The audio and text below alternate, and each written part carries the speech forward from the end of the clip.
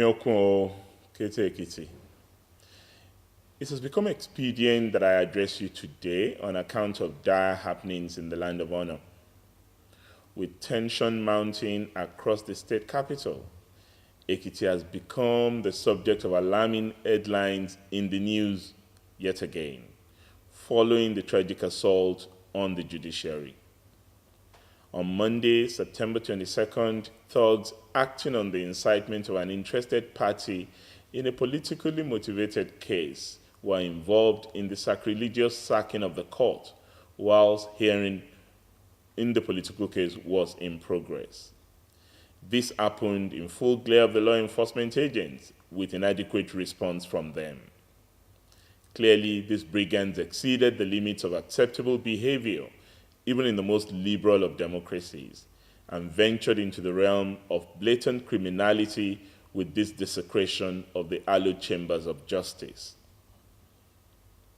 The fact that these assaults did not meet with any strong deterrent repercussion from the appropriate authorities further emboldened the miscreants.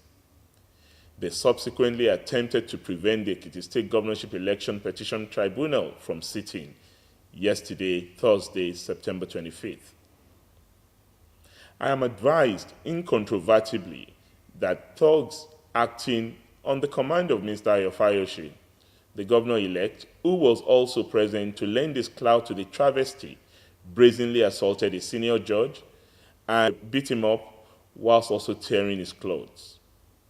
The court premises was thrown into confusion, and those present scurried away in search of safety and security.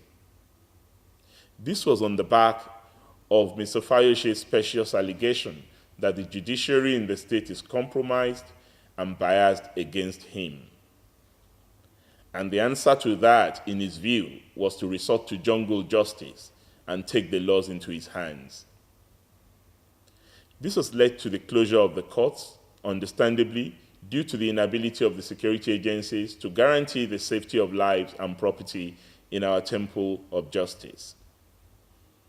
With this entrenched atmosphere of impunity, violence in the capital has escalated with the unfortunate loss of one life and the willful damage to several properties due to arson by rampaging thugs.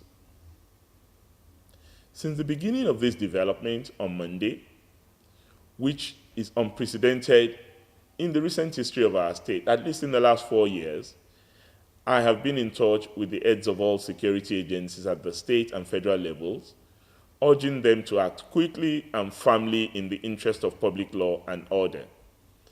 It is worrisome that the slow and inadequate response has occasioned the avoidable escalation of violence in our otherwise peaceful state.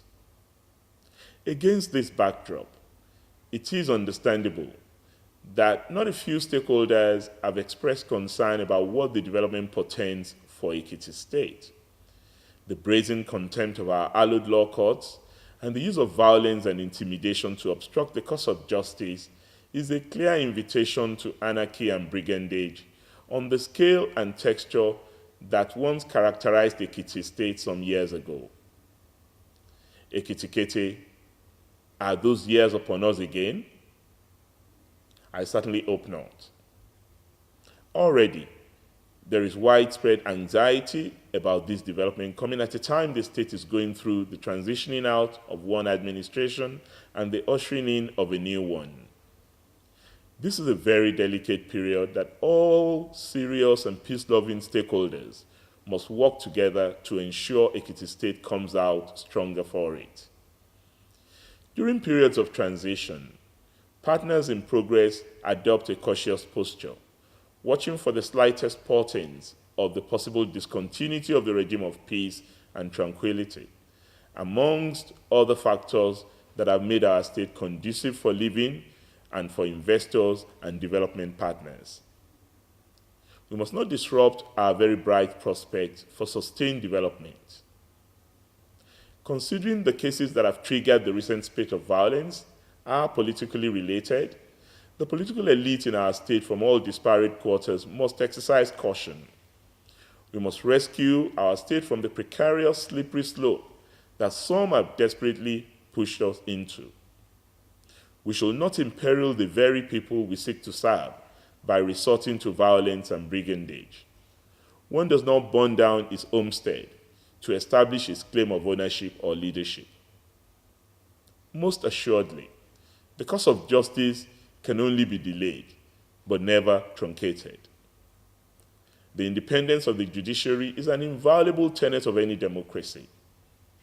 Accordingly, I have this morning directed the Attorney General and Commissioner for Justice in the state to issue a legal advisory to the Chief Judge of the state and all the parties to the existing cases in the State High Court and the Ekiti State Governorship Elections Petitions Tribunal on the desirability of seeking an alternative venue for the hearing of these cases outside Ekiti State.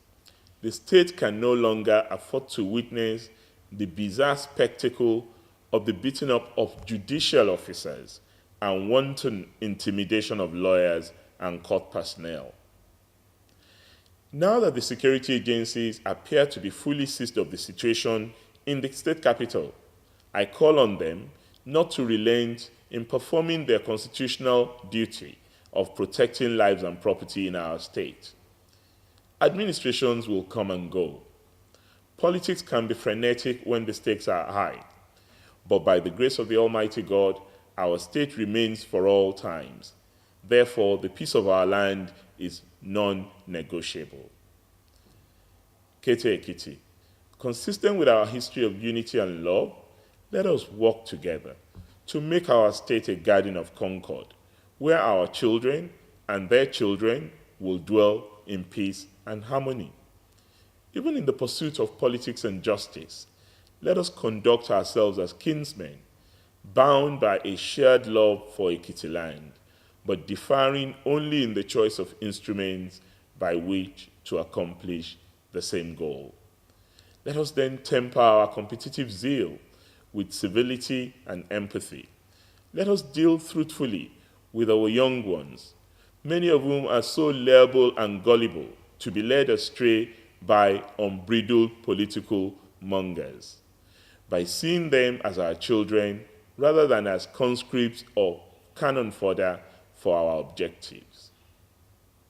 Ekiti, in order to forestall further descent into anarchy in our state, I think all hands must now be on deck. And as the Chief Security Officer of the state, I have suspended my thank you tour, which I'm undertaking as part of my transitioning out formalities in the state.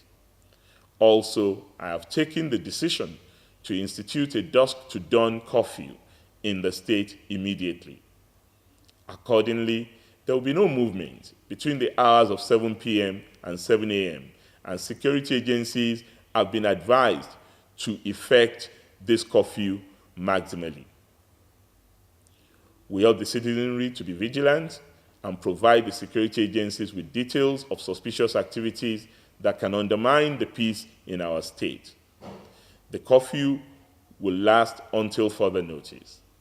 Let us work together to stop the violence and brigandage that has brought about serious embarrassment to our state in the last few days, a state that has been commended for the way we have handled events since June 2014.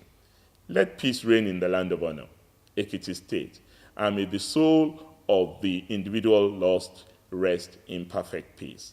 God bless Ekiti State. God bless the Federal Republic of Nigeria. Thank you.